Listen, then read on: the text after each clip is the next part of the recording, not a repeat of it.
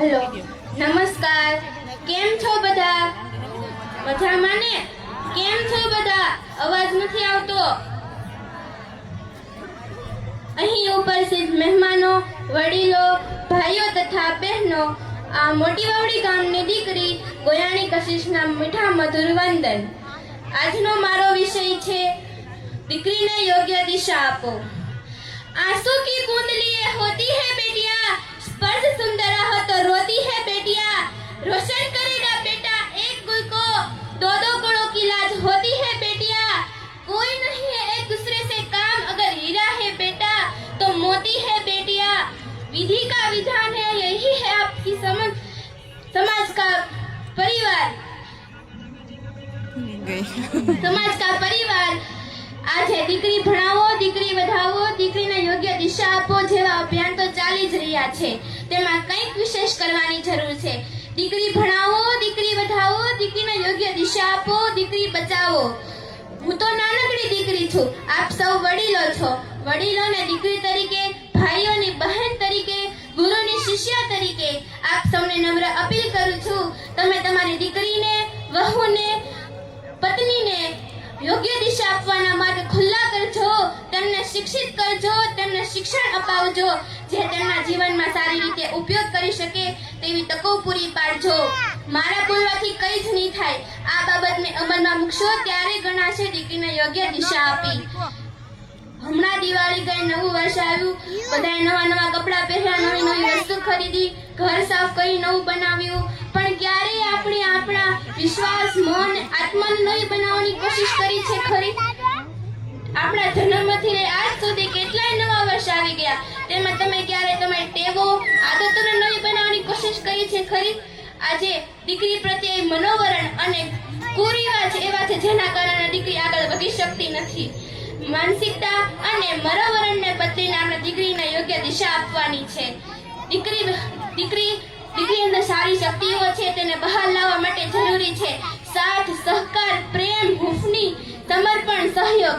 આ બધું તેમને તેમના પરિવાર તરફથી જ મળી શકે છે.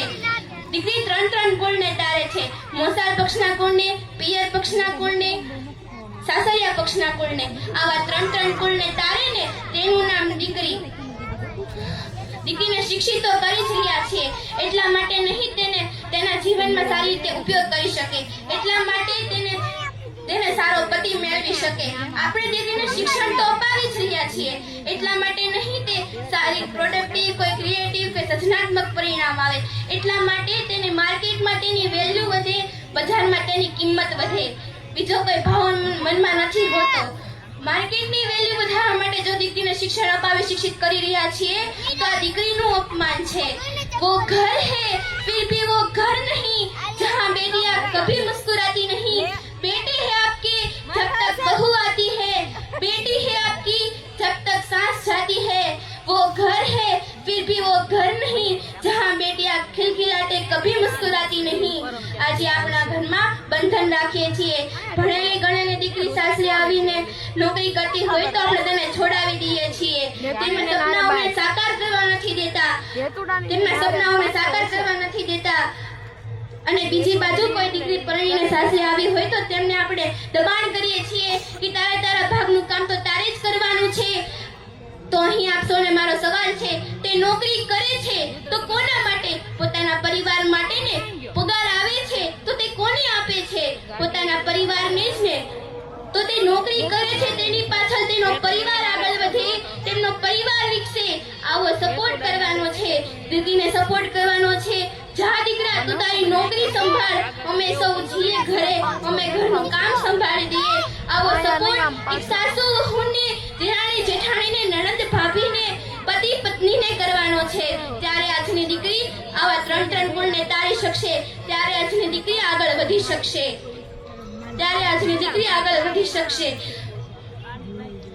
એક હસતી મલકાતી દીકરી જેના ઘરમાં હોય ને તેના પગમાં સંકાળ છે, ચાલવામાં પ્રેમ છે, જીવવામાં આનંદ છે. તેના ઘરમાં એક મધુર મગમગી ઉઠશે, તેમનું આખું ઘર મગમગી ઉઠશે. અહીં આપ સૌએ મને બોલવાનો મોકો આપ્યો તે બદલ તમારો ખૂબ ખૂબ આભાર માનું છું. છેલ્લી પંક્તિ કહીને હું મારી વાણીને વિરામ આપીશ. જબ માँ है प्यारी